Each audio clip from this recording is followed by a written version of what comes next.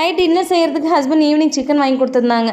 சிக்கனை நல்லா வாஷ் பண்ணி வச்சுட்டு, ஈவினிங்கில் நம்மளுக்கு டீ சூடாக குடித்தா தான் வேலையே ஸ்டார்ட் ஆகும். அதனால் சைட் பை சைடாக டீ வச்சுட்டேன். டீ வச்சு ரிலாக்ஸாக குடிச்சதுக்கப்புறமா தான் டின்னர் செய்யவே ஸ்டார்ட் பண்ணேன். டின்னருக்கு சப்பாத்தி செய்யலாம் தான் பிளான் பண்ணியிருந்தேன். ஆனால் தம்பிங்க எங்களுக்கு புரோட்டா வேணும்னு சொல்லி 2 நாளாக கேட்டுகிட்டே இருக்காங்க. சரி இன்னைக்கு ட்ரை பண்ணுவோன்னு சொல்லிட்டு ஃபஸ்ட் டைம் தான் புரோட்டா ரெடி பண்ணேன். சப்பாத்திக்கு மாவு பிசைஞ்சு வைக்கிற மாதிரி நல்லா சாஃப்டாக மாவு பிசைஞ்சு நல்லா எண்ணெய் ஊற்றி ஊற வச்சுட்டேன். ஒரு 1/2 அன் ஹவர் ஊற வச்சுட்டு சைட் பை சைடாக சிக்கன் கிரேவி ரெடி பண்ணிட்டு இருந்தேன். ஆஸ் யூஷுவல் எப்பயும் ரெடி பண்ணுற மாதிரி தான் சிக்கன் கிரேவி ரெடி பண்ணியிருந்தேன். சிக்கன் கிரேவி ரெடி பண்ணிவிட்டு பரோட்டா ரெடி பண்ணவும் ஸ்டார்ட் பண்ணிட்டேன். மாவை குட்டி குட்டியாக உருண்டையாக எடுத்துட்டு அதை ஃபுல்லாக தேய்ச்சி எடுத்துட்டேன். எவ்வளோ நைஸாக தேய்க்கணுமோ அந்த அளவுக்கு நைஸாக தேய்ச்சி எடுத்துட்டு குட்டி குட்டியாக நீட்டை வாக்கில் கட் பண்ணி எடுத்துட்டேன். கட் பண்ணிவிட்டு அது ஜிக்ஸாக் மாதிரி மடித்து எடுத்துக்கணும்.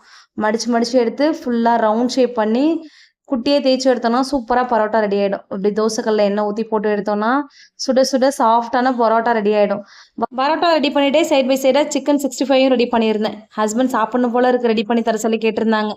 அதனால அப்படியே சைட் பை சைடாக அதுவும் ரெடி பண்ணிட்டு இருந்தேன். ரெடி பண்ணிவிட்டு சாப்பிட்டோம். செம்ம டேஸ்டியாக இருந்துச்சு. சிக்கன் கிரேவி 65லாம் வச்சு ஹோட்டலில் சாப்பிட்ற மாதிரி செம்மையாக சாப்பிட்டோம். பிடிச்சிருந்தா லைக் பண்ணுங்க. நாளைக்கு ஒரு வீடியோவில் பார்க்கலாம். டாடா பாய்.